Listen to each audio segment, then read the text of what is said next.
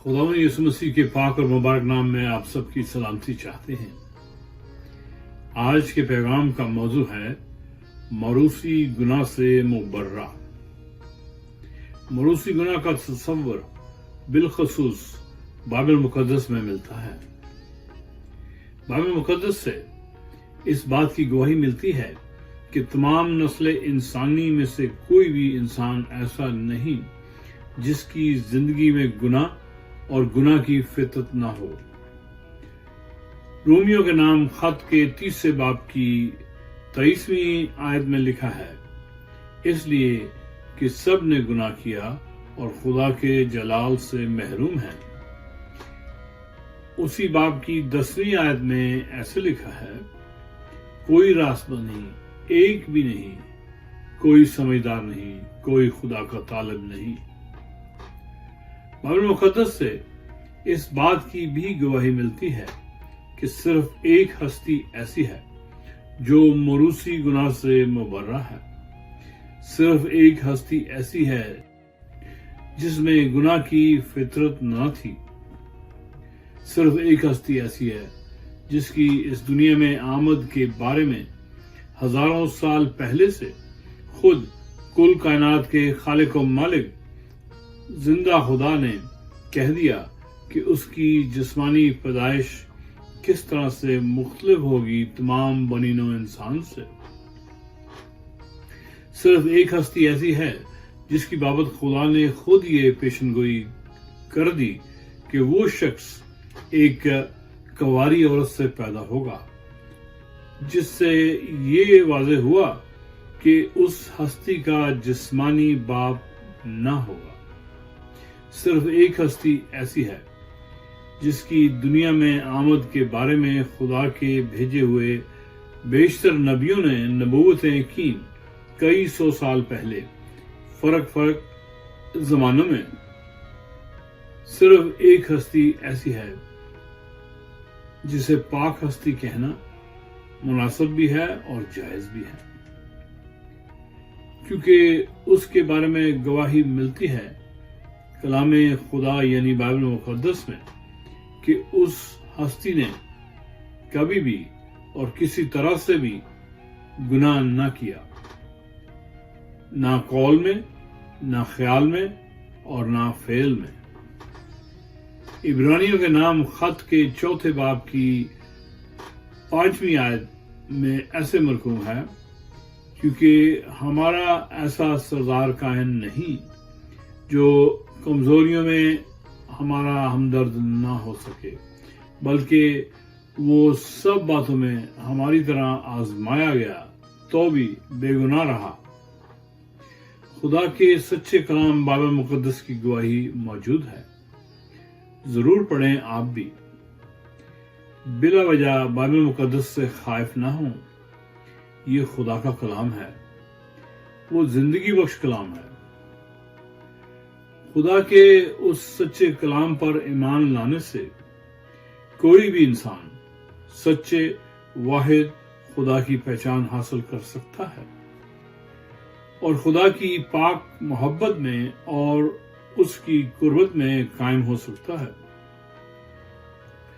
रूह कुद्स की कुदरत से खुदा के सब काम मुमकिन होते हैं। ज़करिया नबी के सहीफा के 4 बाब की 6 आयत में खुदावंद ने फरमाया है ऐसे, ये ना जोर से और ना ताकत से बल्कि मेरे रूह से मुमकिन होगा। एक बात खास याद रखने की है, कादिर मुतलक खुदा रूह है और खुदा के सब काम खुदा के पाक रूह की कुदरत से अंजाम पाते हैं। खुदा का सच्चा कलाम यानी खुदा का सच जो अबदी है उसमें से जारी हुआ और वो खुदा की कामिल मर्जी से, खुदा के अज़ली पाक इरादा से और खुदा के पाक रूह की कुदरत से मुजस्सम हुआ और दुनिया में भेजा गया इंसान के रूप में यानी यीशु मसीह की शख्सियत, ताकि खुदा की प्यारी और अजीज तरीन मखलूक यानी बनी नौ इंसान को सदा के लिए छुटकारा दिलाए اور نجات بخشے ابلیس کے چنگل سے اور اس کی غلامی سے اور اس کی قید سے۔ موذی شیطان نے بنی نوع انسان کی ہلاکت اور بربادی کا پورا انتظام کر رکھا ہے۔ گناہ کے ہتھیار سے، گناہ کے زہر قاتل سے، گناہ کی فطرت سے اور گناہ کے گھنونے اور غلیظ کاموں سے۔ یہی سبب ہے اس ایک ہستی یعنی یسوع مسیح کے تجسم کا، اور خاص اسی وجہ سے وہ پاک ہستی موروثی گناہ سے مبرہ ہے، ہمیشہ سے اور ہمیشہ کے لیے۔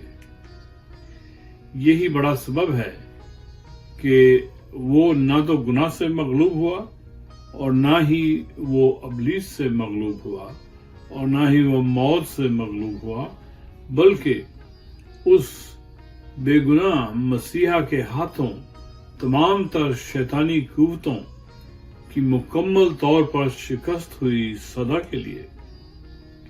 قادر مطلق خدا کے پاک روح کی قدرت اور طاقت سے یہ سارا کام پایا تکمیل تک پہنچایا خدا کے بھیجے نجات دہندہ یسوع مسیح نے۔ انسانی جسم میں آ کر تمام نسل انسانی کے بدلے سزا سہی اور تمام لعنت خود پر لے لی، اور گناہ کا خمیازہ یعنی موت خود سہی تمام انسانوں کے بدلے، اور آخر کار وہ ان تمام دشمنوں پر یعنی گناہ پر، لعنت پر، موت پر اور ہلاکت پر اور ابلیس پر اور تمام شیطانیت پر اور تمام تاریکی کے اختیار پر فتح پا کر تیسرے دن مردوں میں سے جی اٹھا ہمیشہ کے لیے۔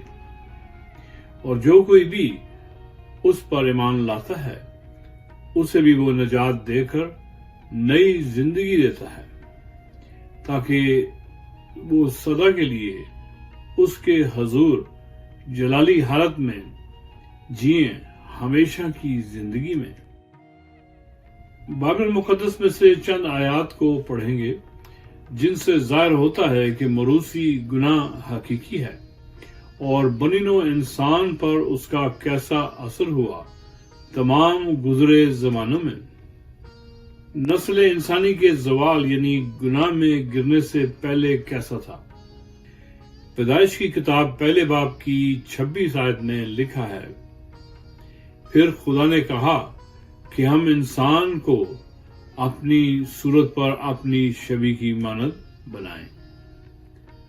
اس کے بعد 27ویں آیت میں لکھا ہے، اور خدا نے انسان کو اپنی صورت پر پیدا کیا، خدا کی صورت پر اس کو پیدا کیا، نر و ناری ان کو پیدا کیا۔ نسل انسانی کے گناہ میں گرنے کے بعد دیکھیں کیسی بڑی تبدیلی رونما ہوئی۔ بائبل مقدس میں دیکھیں، پیدائش کی کتاب کے 5ویں باب کی پہلی آیت سے آگے پڑھتے ہیں، یہ آدم کا نسب نامہ ہے۔ جس دن خدا نے آدم کو پیدا کیا تو اسے اپنی شبیہ پر بنایا، نر و ناری ان کو پیدا کیا اور ان کو برکت دی، اور جس روز وہ خلق ہوئے ان کا نام آدم رکھا۔ اور آدم 130 برس کا تھا جب اس کی صورت و شبیہ کا ایک بیٹا اس کے ہاں پیدا ہوا، اور اس نے اس کا نام سیت رکھا۔ انسان کی شخصیت میں گناہ کے داخلے کے ساتھ ہی انسان کی زندگی میں گناہ کی فطرت پورے زور سے محرک ہوئی اور انسان کے زوال کی ابتدا ہوئی، اور انسان کی نسل میں اس کا اثر فوری طور پر ظاہر ہوا۔ انسان کے زوال کے المیہ کے فوری بعد آدم کی صورت و شبیہ کا ایک بیٹا پیدا ہوا۔ آدم کی صورت و شبیہ کے بیٹے اور بیٹیاں اب تک پیدا ہوتے ہیں، اور وہ رہتی دنیا تک ایسے ہی پیدا ہوتے رہیں گے۔ آدم کی صورت و شبیہ جو تب تک گناہ سے داغدار فطرت بن چکی تھی۔ زبور 51 کی 5ویں آیت میں داؤد نبی نے خدا کے پاک روح کی تحریک سے اس طرح لکھا: دیکھ، میں نے بدی میں صورت پکڑی اور میں گناہ کی حالت میں ماں کے پیٹ میں پڑا۔